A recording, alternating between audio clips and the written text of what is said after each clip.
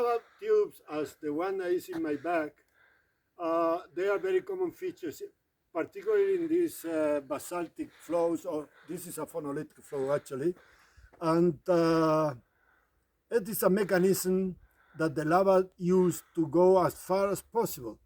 And it's like a subway. There is the subway, and it is the train, and when the train leaves, the tunnel is empty. exactly. So it's an empty, probably has lava flowing in, and finally, after the end of the eruption, just remain these lava tubes. There is a very famous one in Lanzarote that is 25 meters in diameter. Whoa! It's called La Cueva de los Verdes. So, but this one, does it have a name?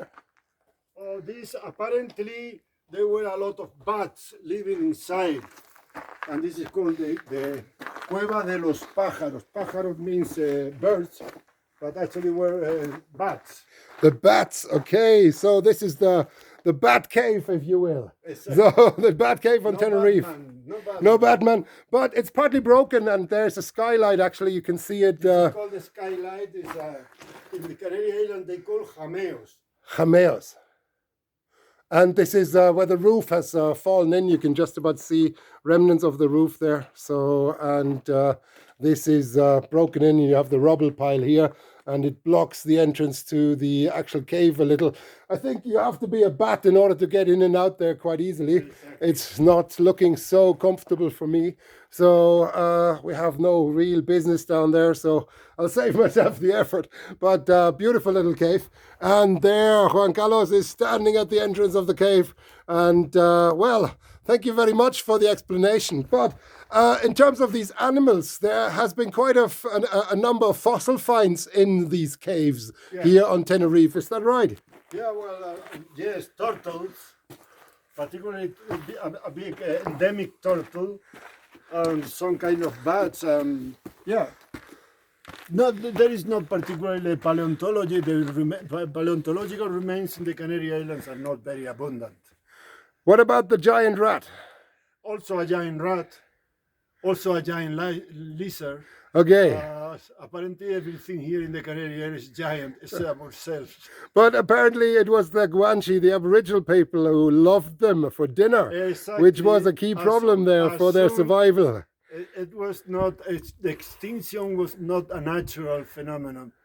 The Guanches started to like this type of protein. Lizard barbecues. Who can blame them? I'm sorry. So. Exactly. And look, a phonolite, you see the feldspar. Yes, this is a felsic rock. It's not as dark, and it's got nice big kind of feldspar crystals here. You can just about see them. So this is a phonolite, and it flows differently to the basalt, and it makes often these kind of intense big tubes. Exactly. So very interesting. So thank you very much, Juan Carlos. Here, the last look at the roof here. You can just about see the roof, and this can of course break in. You see the fractures in the roof, and here, for example, big fractures. So these bits will fall in sooner or later as well. It's unfortunately just you know, a question of time, and this is of course a key issue. Imagine you live on La Palma and you want to build a house on the new lava. Well, if you have a lava tube underneath like this, it might look quite stable on top, but it could be hollow ground underneath, making it a little bit of a difficult thing. So, thank you very much, and I say goodbye by looking around the corner very briefly, looking at the skylight from above, and I think we can go there, yes. So here we are. So the bat cave from above. Here we see the lava tunnel roof, and it's heavily fractured. It's not very stable, and of course these things break in, particularly if there's any kind of earthquake or any pressure put on top. Then these things don't remain in position, and then you have a little rock fall into the cave.